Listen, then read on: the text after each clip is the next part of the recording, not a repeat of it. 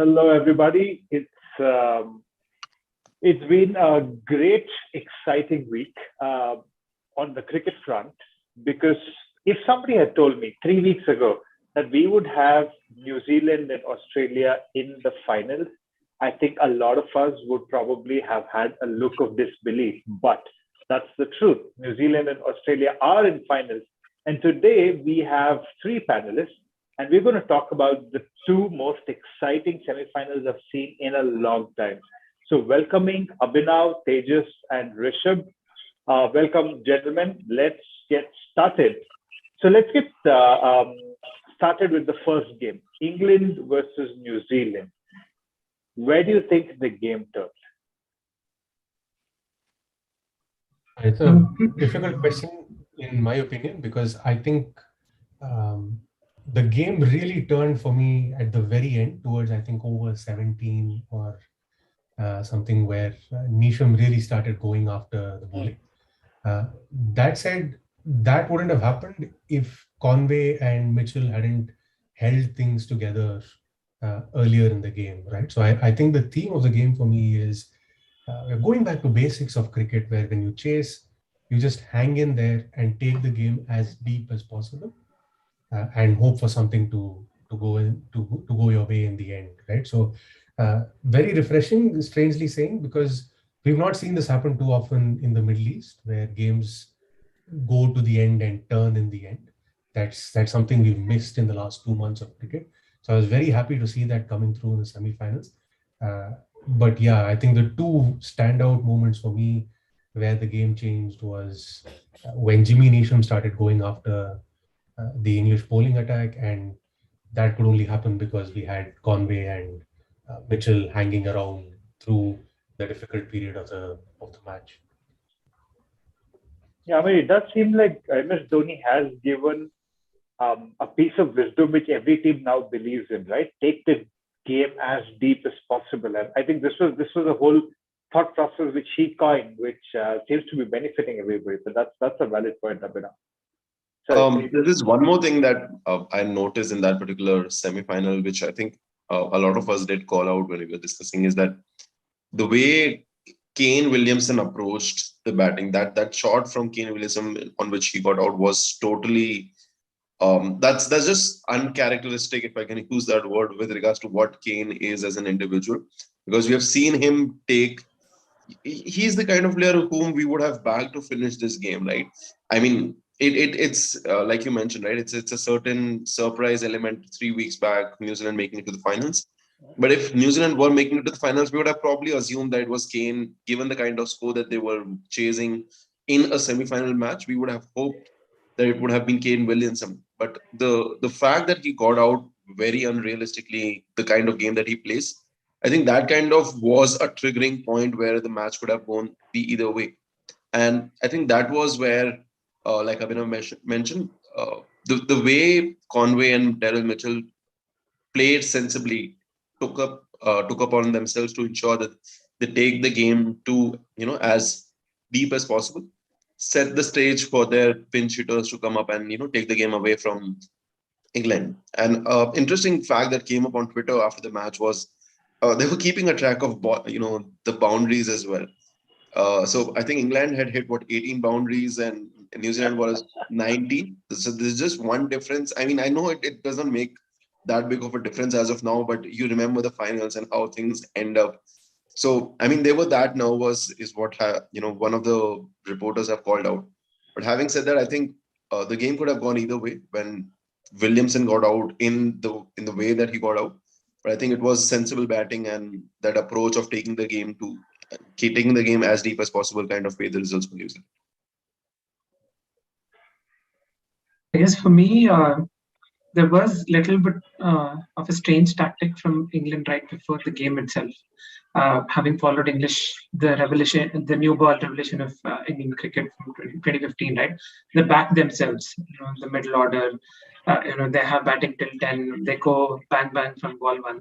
There's this strange selection of having Sam Billings in the middle order just to counter the spinners, Mitchell Santner and Shodhi, because they both have been bowling well. And there's also this necessity that Bairstow, who is their best batsman of spin, he had to open, right? And this, soft underbelly, they weren't really confident about that, but hence they brought in Billings. If they had a seamer like a David Willey or any other seamer, would have helped in the overs which Adil Rashid had against Jimmy Neesham, right? A left-hander. It was straight up against, the toss-up between Moeen Ali and Adil Rashid for the 18th over, right? And Morgan went in with Adil Rashid because he has variations and is not that predictable. But imagine a bowler, a fast bowler bowling in 18th over in the dewy conditions would have helped against a left-hander like Jimmy Neesham. So I feel right before the game, this little bit of defensive, which we don't really associate with Morgan, although it came because of a necessary change, but I felt it was a little defensive and that was the turning point. I mean, when you think of defensive bowling strategies, I think New Zealand did the same thing. Because I think Santner only got 1 over in. I would attribute that to a lot of left-handers in the English batting lineup. But Santner is too good a bowler to bowl just 1 over. So, I feel, I agree with you in the sense that there is a element of defensive strategy there, which I was amused by, to be honest. Yeah, I was surprised as well, Abhinav. I mean, when I looked at the scorecard, I was like, Santner 1 over, Neesham got 2 overs, and I think Glenn Phillips got 1 over. So their fifth over combined went up for a 37 odd runs, 35 to 37 odd runs, which to me was weird because you had Santner. I mean, you'd still back your best bowler irrespective of matchups. So yeah, the matchups concept is a little weird. But again, interesting point by you, Tejas and Rishabh, in terms of, were England defensive? Of course, Timal Mills getting injured was a big blow to them. But other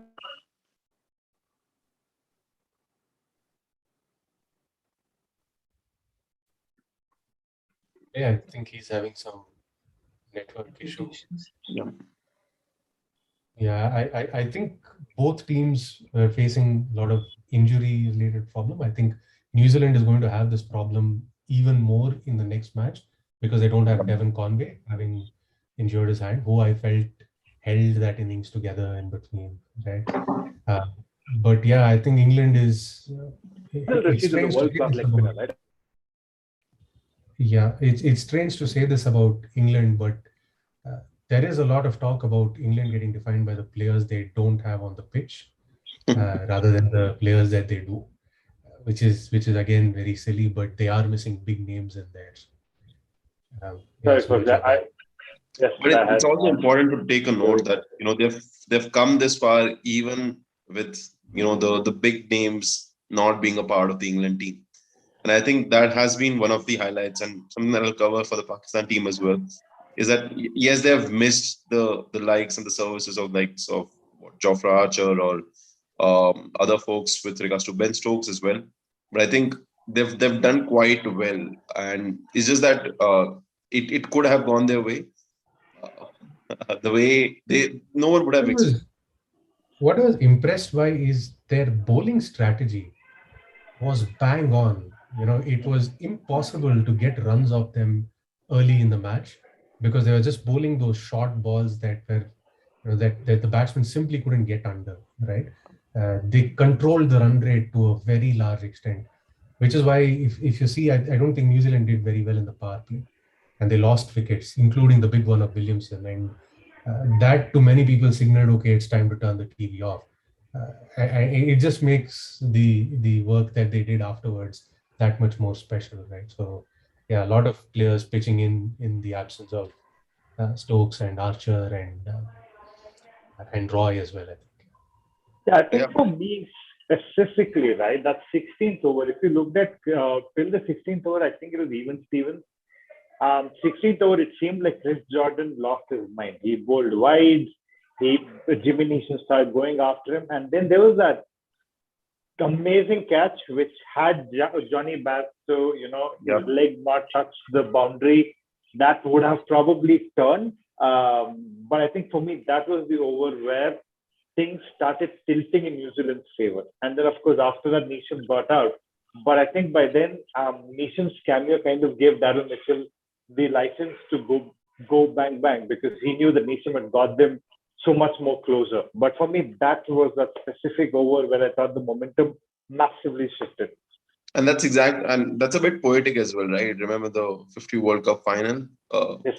Stokes was caught out, but I think Trent Bolt was a fielder who took the catch and stepped up on the boundary roads and kind of changed. I mean, there's all sense of poeticness that could come into picture when a clash like this came up. And interesting that was also there. I am not able to recall the name. I think it was Neesham or Conway, when there was a single that was there on the offering, but they chose not to run because of the whole spirit of the game coming into picture. That was Daryl Mitchell. Daryl Mitchell. Precisely. He was the non-strikers end, And it could start off the debate in any way once again. But what I truly liked about this team, and I've said this before as well in I think another show, is that everyone has their own definition of what defines the spirit of the game. All that it matters is you stick to it, and you don't get a question, you don't get a chance to raise or point fingers on anyone. And I think that was absolutely brilliant. I mean, if you ask me what was that one moment, that I enjoyed the most as a cricket fan, that was that one moment. Because you're speaking of a final, a semi-final match against a team that you had not disappointing, but a defeat in the World Cup finals. You're almost on the verge of maybe getting there, maybe not getting there, and denying a single at that particular point in time was just beautiful and poetical. Yeah. I mean, fan, if there's one team I would sort of empathize with or join with if it wasn't to be India, I think it's clearly New Zealand. And I'm sure I'm not the only one in expressing this. There's a huge majority with me in this, I'm sure, right? You look at New Zealand and you think there's a bunch of nice guys that I'm again, I don't know, for some reason I've been always able to have some sort of a correlation between the likes of MS and Kane Williams, the calm, composed folks who would ensure to take the game until the last over and make sure that they come out at the top. So I mean, New Zealand all the way. I mean, so this innings of Daryl Mitchell reminded me of a similar innings by Grant Elliott in 2015 World Cup semi-final, New Zealand versus South Africa. Again, New Zealand seemed down and out, and Grant Elliott kind of bailed them out. But okay. Moving on from New Zealand, England to Australia, Pakistan. Again, another tournament favorites. Pakistan lost to Australia, bowed out of the World Cup. Again, gentlemen, what do you think was the specific turning point? I mean, despite the drop catch. Despite the drop catch. For me, it was the 6 by Warner onto that contentious delivery from Hafiz, which bounced twice. Right? Till then, things were under control for them. For Pakistan, they were rotating the ball as well. Dew had not settled in, and they were going on nicely. Just that little slip up. I don't want to get into spirit of the game conversation there. That's a different thing altogether. But I think that just slipped from his hand, and it's not easy to hit a ball outside the ground when it bounces twice. I mean, there's not our convention tells balls, right? It was a superb shot from Warner to get a 6, and then just the momentum shifted towards them. Of course, we can get into the 19th over from Shaheen Afridi and Fanelists stuff, but I feel Hafiz's in a slip up caused them the match. I think that it was extremely clever of Warner in that instant to realize that he can go after that ball, right? There's nothing stopping him from going after the ball. And he went after it. Like normally you would think, what the hell are you bowling, right? Go back, bowl a proper ball. But he had that presence of mind right then and there to go wide and to smack it out of the way, right? So I would think that is great presence of mind from Warner and not really talk about spirit of the game in that sense of the way. But equally, I want to touch on the factor of Dew, right? Because it didn't seem to me like the ball slipped. It seemed to me like he held on to the ball more than needed, right? And there's been many instances in both the matches, in fact, where when they were fielding in the deep, you would actually see the grass come up and you see kind of patches of dust and stuff. I don't really think there was too much dew in both of the matches. So I don't think the team bowling second has suffered because of dew as such. It's just that the batting's been good. They've held to their strategy. They've taken it deep and they've dominated. And like 15 minutes of brilliant display by one or two folks could take the game away. It just goes to show, right? In T20 cricket, you need specialists. You can't rely on someone like someone who's good in Test cricket who bowls length deliveries and gets the movement off the seam or swings it away. They won't win you games at the death. Same happened for both the teams who lost. I feel Chris Woakes amazing bowling in the inside the power play, but towards the death, he was just sitting back over there. He wanted to bowl length, and it was so easy for Tanvir to just hit it out of the park. Same happened with Hassan Ali in the Pakistan game as well. Bowls really good length, gets that seam movement as well. But can he nail his Yorkers? Can he come up with a good slow ball? I don't think so. So there's really no place to hide in T20 cricket, and that was like shown in these two semi-finals. But that brings me to the other question, right? I mean, some might argue that at least England had a specialist death bowler in Timil Mills. It just that he got injured. But Pakistan, through the tournament, somebody remind me, did they ever bat first or they won all the matches chasing? I know India, they won chasing. New Zealand, they won. Not the big games. Not the big games. They batted first against Scotland and Namibia. Got it. Yeah. All of them are chasing. Yeah. Not the big games. Yeah, because I kind of felt they had, for me, Pakistan had the best team because they had an identified finisher who was firing, Asif Ali. But I don't know if they had an identified death bowler or a finisher from a bowling or a chasing defending perspective, right? I don't know if you guys would agree to that. Yeah, I think very good point. I don't think they had a great death bowler per se.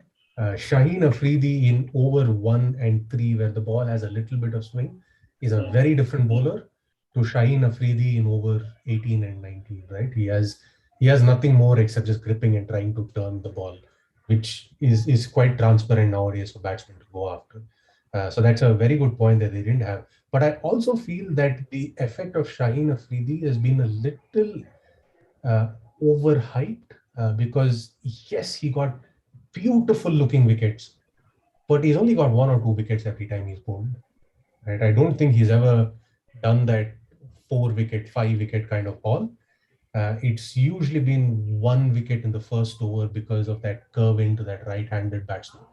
And you can't be a one-trick pony in T20 cricket, right? I don't think there's anything else about Shaheen Afridi's bowling that has astounded anyone. Yes, he's a fantastic bowler all round, not denying it, but his wickets have come because of one thing, that ball coming into a right-handed batsman.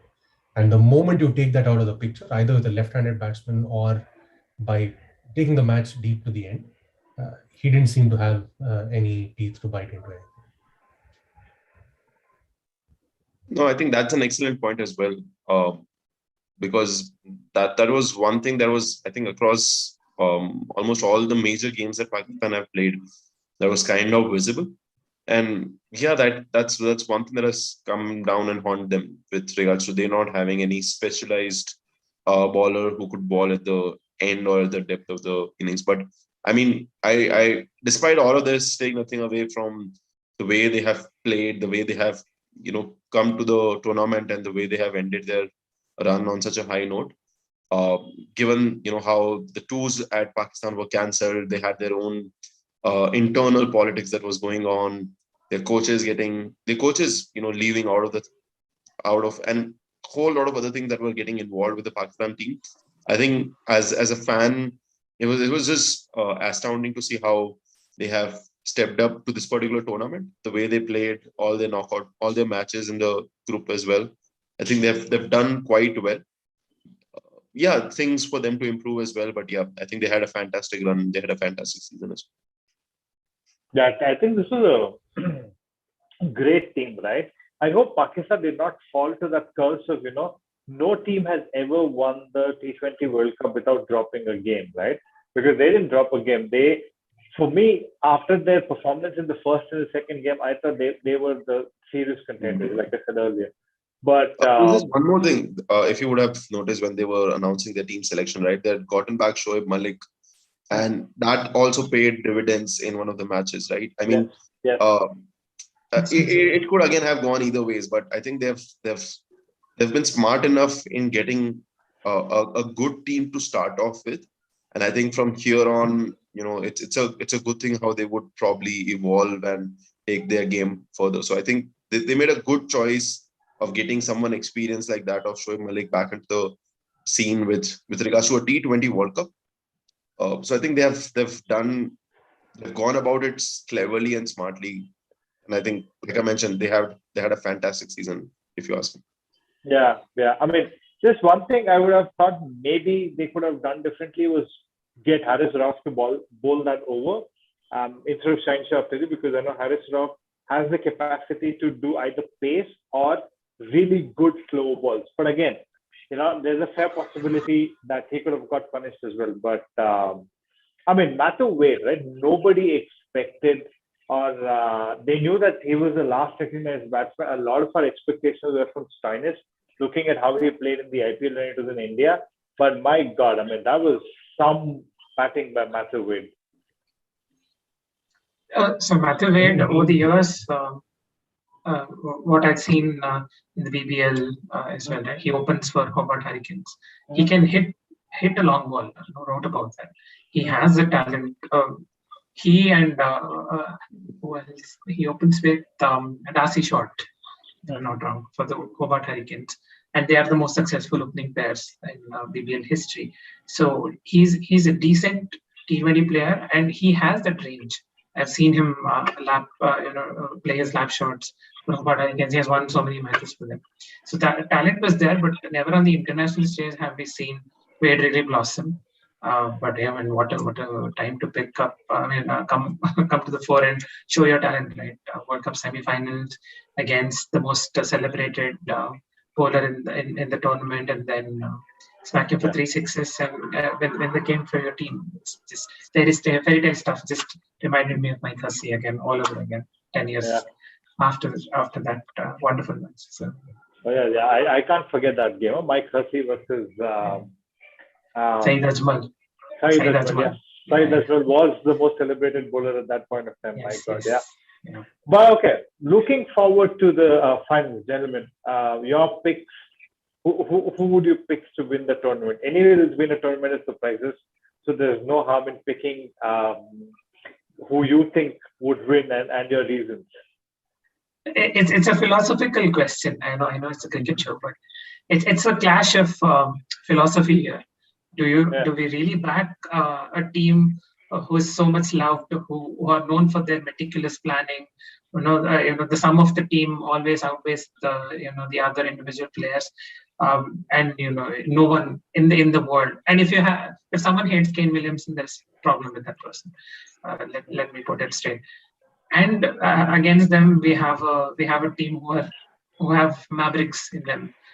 Cummins, Stark, Hazelwood, Maxwell, Warner, Finch. All these guys are such mavericks, match winners. So Australia rely on their match winners. New Zealand rely on their teamwork and meticulous planning. It's just a philosophy that we follow. I mean, I'd side with New Zealand because I always like the underdog story. I've always identified them as the underdogs. So I like that story. But it can go either way. So it's the clash of philosophies, I'd say. Rishabh, Abhinav, your picks? I couldn't have put it better myself. I think I would like to side with New Zealand. But equally, I know that the Australian team is not to be messed with in the finals ever, right? They come with that top dog kind of attitude where I'm going to chew you up. And I think the loss of Devon Conway is going to weigh very heavily on New Zealand because, yes, they've got other, let's say, all-rounders who can step in there. But for some time now, Devon Conway has made his spot in New Zealand, home. He's done a wonderful job for them.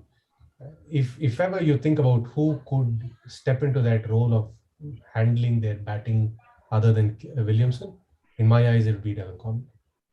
So I think it's going to weigh heavily on them, which is why my mind tells me it's going to be Australia, but my heart tells me that it should be New Zealand. Just a word that you put over there, Abhinav. I mean, so we've seen Glenn Phillips, who is a designated keeper, who has also learned how to bowl off spin. And Devon Conway, I didn't even know that he was a wicket keeper. I didn't even know he was a wicket keeper. And he suddenly replaced Tim Seifert as a wicket keeper. I mean, how skillful are these guys?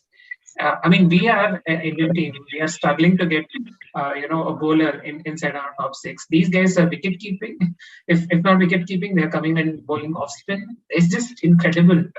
Small nation, limited pool of cricketers, and they're coming with it. It's just amazing. Just amazing story. That reminds me of my childhood. I mean, irrespective of whether we choose to bat first or bowl first, the same person who's bowling, the next time he's a keeper, then he would open up as well. And that goes round and round, because that's how we grew up, because we wanted to be everywhere, doing everything. But Tejas, you had beautifully summed up how New Zealand story has come up, and despite what my mind says, Abhinav, I still side with New Zealand. I still want them to win. No, me too. It's their year. It's their year. Yes, I think Abhinav, you had called out this. They were robbed of the 50 World Cup, but I think it's their year, and I would definitely want them to be crowned as the T20 World Cup champions as well. So yeah, New Zealand all along. They have the legs in them, and I said this in the group, but I think they have the legs in them to be the triple threat. They won the World Test Championship. They missed the World Cup narrowly. They can get the 20-over World Cup, and I think they still have steam to go through and get the 50-over World Cup next time round. I would certainly like to see that, but for now, it's clearly a toss-up. Perfect. So it's an all-black ending, right? So I'm wearing a black t-shirt simply because I would agree with all the three of you. I would love to see New Zealand. They've been the dark horses for a long time. I think this is their year of reckoning, and I would love to see them win and add to that silverware. But I think they should also wear their retro jersey, which has teal jersey, right? The classic 2000 jersey. And I mean, if that's just the cherry on top. If they win and they win in that jersey, it just brings back a lot of memories. They're going to win in that jersey, because I think in that black jersey they didn't win against the Aussies in 2015 World Cup. I remember New Zealand winning only one ICC tournament in their teal jersey, so maybe they should try just as a rub of teal. Sadly it was against us. I like how we started giving fashion advice to New Jersey now, and we can do something for them, if not anything else. But I would love to see them in that jersey. But it's been a great conversation, gentlemen. I know we took a lot of time to discuss each of the games, give our predictions, and we hope it's going to be a cracker of a game tomorrow, and the outcome is what we wanted. Thank you again for your time. Thank you again for everybody who's watching and those who are going to watch